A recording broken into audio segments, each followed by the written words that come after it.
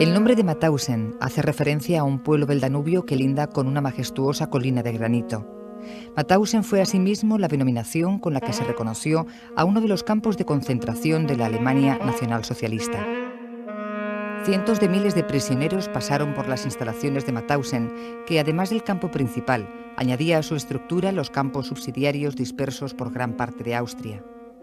Pese a no tener la naturaleza de campo de exterminio, 200.000 es la cifra de prisioneros que se estima perecieron en Mauthausen. Allí fueron concentrados muchos de los españoles que se refugiaron en Francia después de su obligada huida de España al término de la Guerra Civil. 60 años después de la liberación del campo de Mauthausen, acontecida el 5 de mayo de 1945, la Fundación Pablo Iglesias ha querido rendir homenaje a las más de 15.000 víctimas españolas del horror nazi. La epopeya de los españoles en Mauthausen es un hito incorporado a la historia contemporánea francesa, pero no así a la española. La larga dictadura de Franco difuminó el recuerdo del papel desempeñado por los españoles en el bando aliado durante la Segunda Guerra Mundial y con él desapareció la memoria de la deportación española a los campos de concentración. Hubo que esperar al final del franquismo para que comenzaran a publicarse testimonios de los supervivientes españoles y para que aparecieran los primeros estudios sobre el tema. Sin embargo, desde finales de la década de los 70 y hasta hace unos pocos años, Mauthausen cayó de nuevo en el olvido. El balance, sin duda, resulta pobre. Borrado su recuerdo bajo el franquismo, los republicanos deportados a los campos de exterminio nazis tampoco han encajado hasta ahora en la memoria colectiva reconstruida con la democracia. A principios de agosto de 1940 ingresaron en Mauthausen los primeros españoles. Otros muchos le seguirían con posterioridad hasta alcanzar en el verano de 1941 la cifra de 7.000. Presos cuyo distintivo en el campo sería el triángulo azul, perteneciente a la categoría de emigranten o apátridas, aunque paradójicamente sobre el triángulo azul llevasen la S correspondiente a su condición de españoles. Los españoles que llegan a Mauthausen lo hacen principalmente por dos vías. La primera y la más importante numéricamente son los antiguos prisioneros de guerra. La segunda, que tiene lugar más adelante, hacia el año 42, 43 y hasta el final del campo, son pequeños grupos o incluso individuos que proceden de la resistencia francesa, españoles integrados en la resistencia francesa.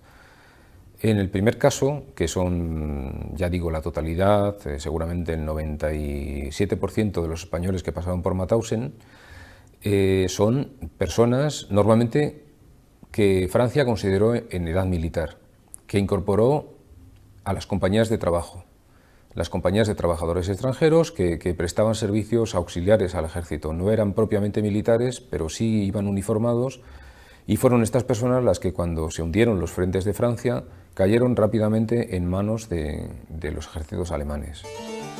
Previo a su asiento en Mauthausen, estos españoles hubieron de pasar por los Stalag o campos de detención. En estos campos eran aún considerados prisioneros de guerra y el hambre y los trabajos no eran excesivamente duros, hasta la aparición de la Gestapo y su nueva identificación como Rospanien o Rojos Españoles. ¿Cómo eran estas personas? Pues ya hemos dicho que estaban en edad militar. La mayor parte de ellos eran muy jóvenes. Eran personas entre, pongamos, los 20, 21 años y los 25. Normalmente eran personas que habían combatido en las filas, en los ejércitos de la República contra Franco en la Guerra Civil Española, aunque puede haber excepciones. Ciertamente había personas que llegaron con edades más avanzadas y también hubo en alguna ocasión personas más jóvenes. Quiero recordar que el español más joven que entró en Mauthausen tenía 14 años, incluso nominalmente tenía 13. Y hubo un grupo de españoles entonces que incluso eran menores de edad, que no eran antiguos combatientes de la Guerra de España, no habían hecho la guerra porque tenían, en algunos casos, 12, 13, 14 años. Pero que más tarde en Francia sí habían sido, o bien habían estado integradas en estas compañías, o bien forman parte de un convoy que salió de Angulema en el 40 con familias enteras. Y los considerados adultos que fueron los mayores de 14 años, quedaron internados en el campo.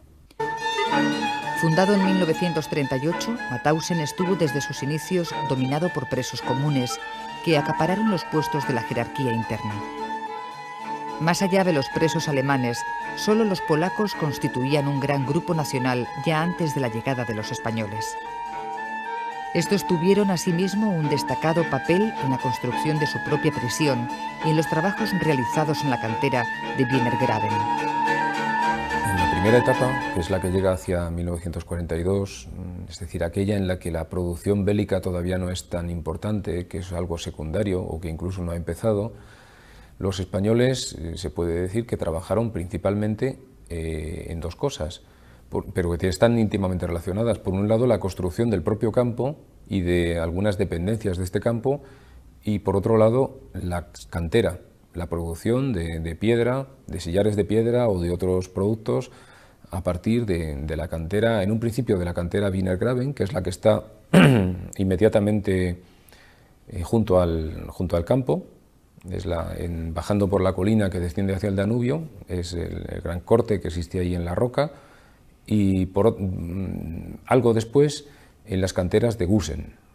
situadas a unos 5 kilómetros de Mauthausen.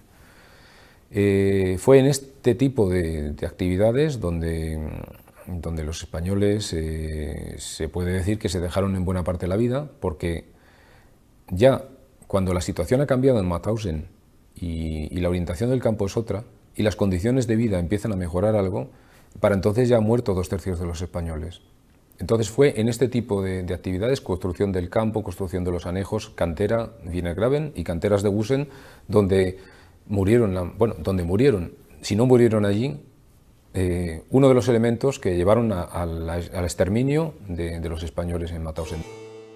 Ramiro Santisteban, actual presidente de la Federación Española de Deportados e Internados Políticos, llegó a Mauthausen con su padre y su hermano.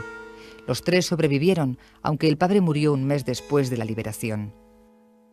La vida en el campo era dura, pero todos los días levantarse a las 4 de la mañana, tenías que hacer tu cama rápido, lo más rápido posible, irte a los lavabos, lavarte, si se puede decir, porque te daban jabón, derecho al jabón una vez por semana solamente. Inmediatamente lavado te daban un cuarto de café, que no lleva nada más que el nombre del café, y inmediatamente te echaban a la calle, invierno como verano. Así que cuando sales a la calle, quizás a las 4:30, cosas así. Y ahí permanecías hasta las 6, que llegaban los oficiales, porque cada barraca tenía un oficial responsable de cada barraca, o sea, un sargento. Y llegaban para contarnos, pero antes que llegaría el sargento ya había contado el jefe de la barraca, había contado si todo iba bien, bueno. Pero después que llegaba el SS, o sea, el sargento que mandaba la barraca, contaba, si tenía tiempo, pues se entretenía a hacernos algunos ejercicios, o sea, hacernos sufrir, porque en invierno, a las 4 de la mañana, teníamos temperaturas de -25, -20 a corriente. Próximo a Mauthausen se hallaba el campo anejo de Gusen, que llegó a acoger a un número de presos superior a aquel. Dice el historiador David Wingate que Gusen era Mauthausen a mayor velocidad. Un dato: de los primeros 10.000 hombres enviados a Gusen, se eligieron a 3.000 para que fuesen liquidados de inmediato. La mayoría de los presos españoles fueron eliminados en este campo entre la segunda mitad de 1941 y la primera de 1942. Gusen empieza siendo un anejo de Mauthausen. En alguna documentación oficial del campo aparece a veces el membrete Campo Mauthausen, alojamiento Gusen, es decir, como si fuera simplemente un lugar de barracas donde simplemente está una parte de los presos, pero sin ninguna autonomía respecto al campo central, que está situado algo más arriba, sobre el Danubio, a unos 5 kilómetros. En un primer momento, Gusen se crea en las inmediaciones de otras canteras, y también los presos, en gran parte, dedican su trabajo a la construcción del campo y a semejanza de Mauthausen, al trabajo en las canteras. Posteriormente, Gusen va creciendo y acaba siendo un campo de importancia numérica por sus presos, incluso superior a Mauthausen, y además acabó existiendo, Gusen tuvo sus propias dependencias.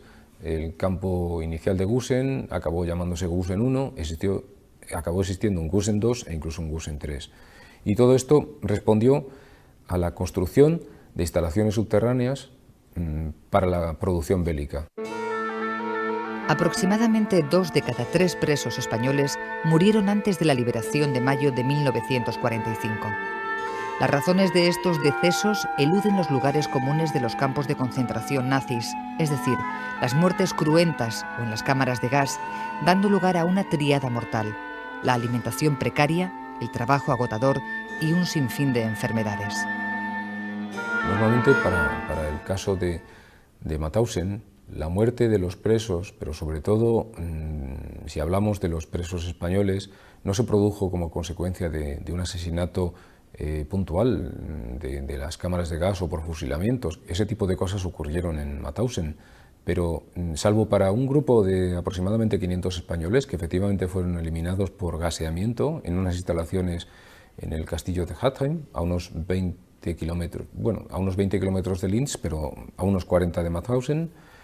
Salvo este grupo, que con todo sí es importante porque representa cerca del 10% de los españoles que murieron allí, la mayor parte simplemente fueron asesinados pues, por la conjunción de hambre, de trabajo extenuante y de falta de cualquier tipo de atención médica. Esto es válido para 2/3 de españoles de los que pasaron por Mauthausen que perdieron la vida allí.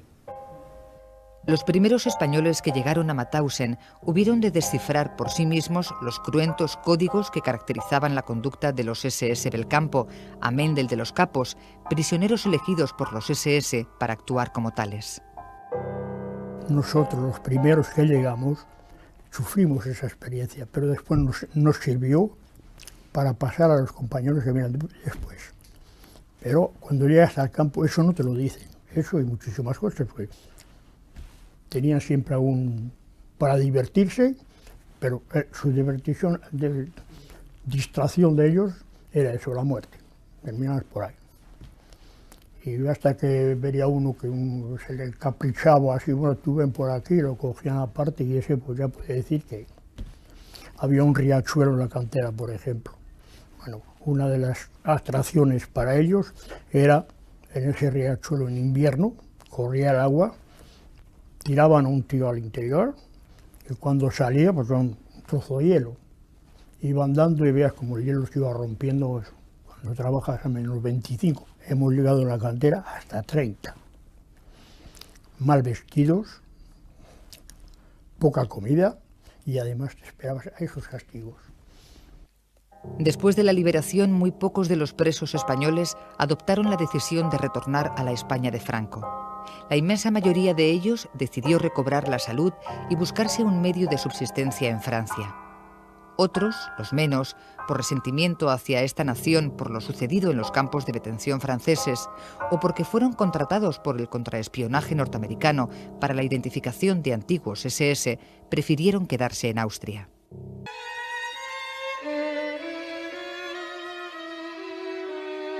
Mi opinión personal, solo particularmente, mi modo de pensar es que esta historia de la deportación aquí en España ha sido silenciado demasiados años.